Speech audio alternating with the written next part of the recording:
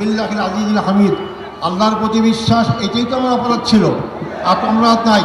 আমি তো আপনাদের কাছে দোয়া চাই যে আপনাদের কারণে ফাঁসির কাষ্ট থেকে আছে আমি এর কাছে ফুলের মালা পাচ্ছি, রশি গলার সেরেকে ফুলের মালা পাচ্ছি।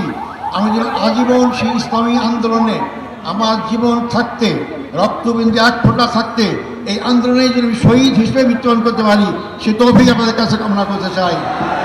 আমাদের সবাইকে মৃত্যুবরণ করতে হবে, মনে রাখবেন।